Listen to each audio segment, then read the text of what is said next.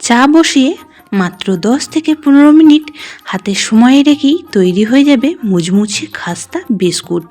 সামান্য কিছু ঘরে থাকা উপকরণ দিয়েই খুব সহজে ঘি বাটা ছাড়াই এই বিস্কুটগুলি তৈরি করে নিতে পারবেন, যেটা বাচ্চা থেকে বড় সকলেই পছন্দ করবে। আর ঘরে থাকা সামান্য কিছু উপকরণ দিয়েই তৈরি হয়ে যাবে। বানানোর পদ্ধতিটাও খুবই সহজ। নমস্কার বন্ধুরা, মাই কিচেন মাই ব্লগে সবাইকে আবারও একবার স্বাগত। বন্ধুরা, বিস্কুটটা একদমই খাস্তা তৈরি হয়েছে, যেটা মুখে দিলেই মিলিয়ে যাবে। আর বানালে পরিমাণে একটু বেশি করেই বানাতে হবে, তা না হলে কম পড়ে যাবে।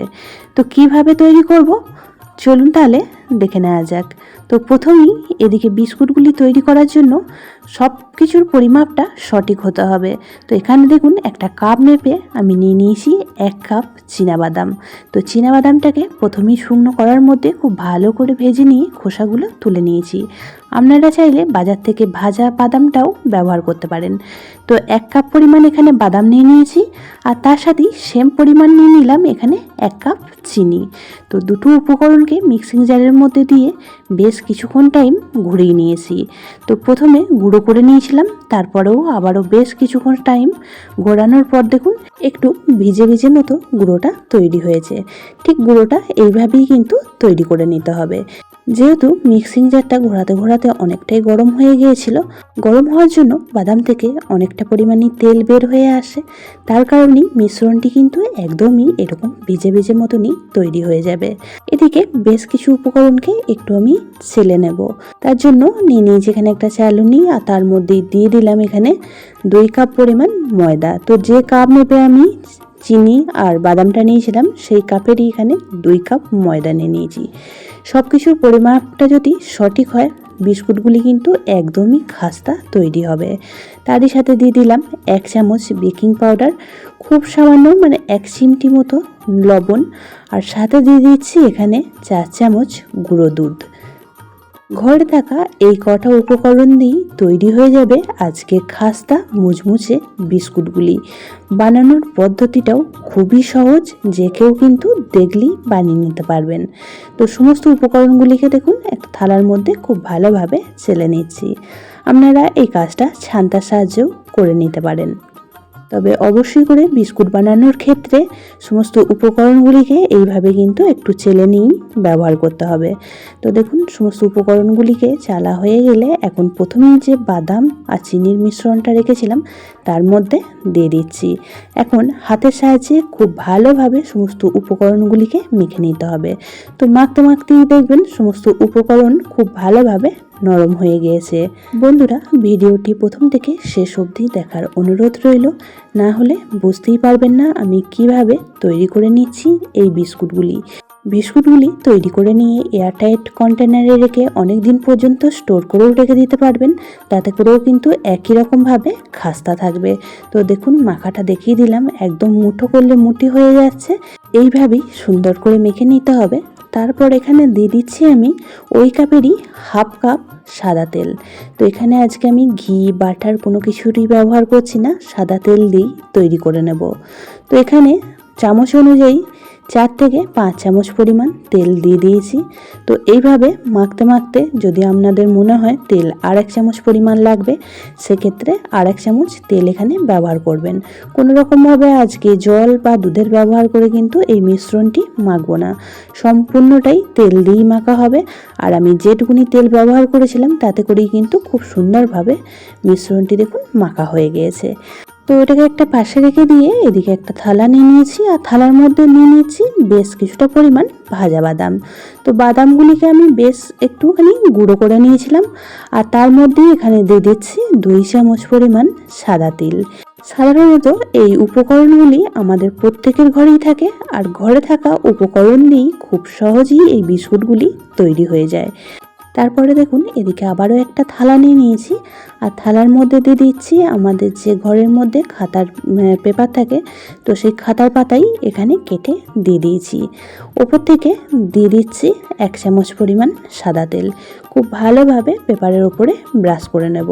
তো আপনাদের কাছে বাটার পেপার থাকলে সেই বাটার পেপারটাও দিয়ে দিতে পারেন, আর বাটার পেপার না থাকলে কোনো অসুবিধা নেই।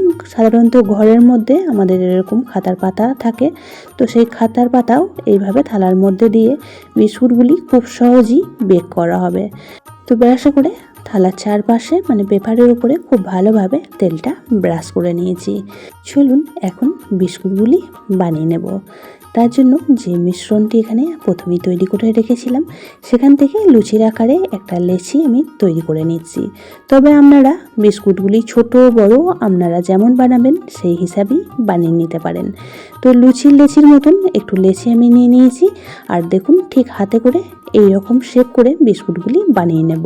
তবে আপনারা আপনাদের পছন্দ মতন যে কোনো শেপই তৈরি করে নিতে পারেন। তো প্রথমে একটু গোল করে নিয়েছি, তারপরে দেখুন একটু চৌকো মতন শেপ করে আমি বিস্কুটগুলি তৈরি করে নেব। তো হাতের সাহায্যে বেশ চারপাশটা এইভাবে একটু সেট করে নিচ্ছি খুব সুন্দরভাবে, যাতে বিস্কুটগুলি দেখতে ভালো লাগে। তো এখন একটা বিস্কুট তৈরি হয়ে গেল।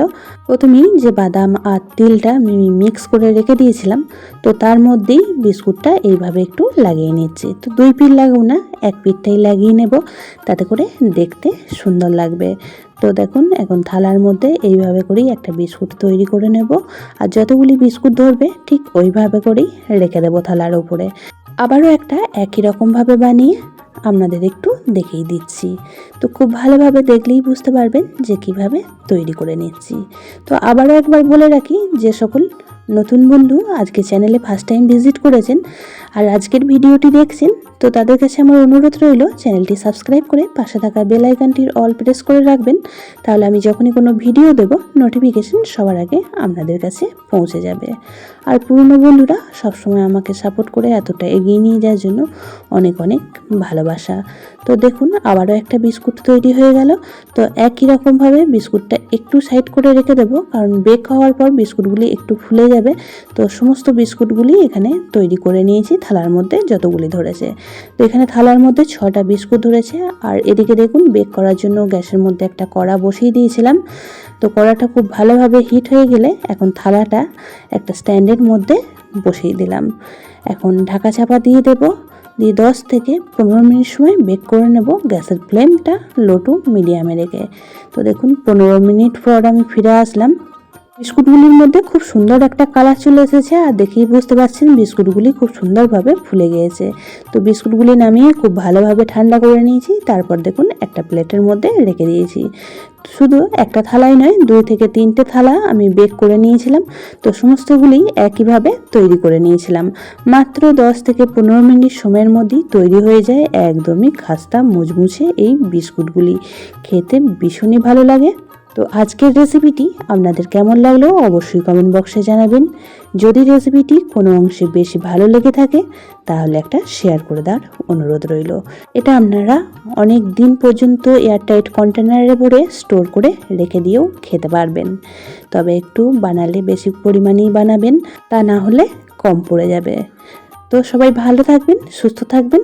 আবারও দেখা হচ্ছে অন্য একটি নতুন কোনো রেসিপির সাথে। ততক্ষণের জন্য সবাইকে টাটা।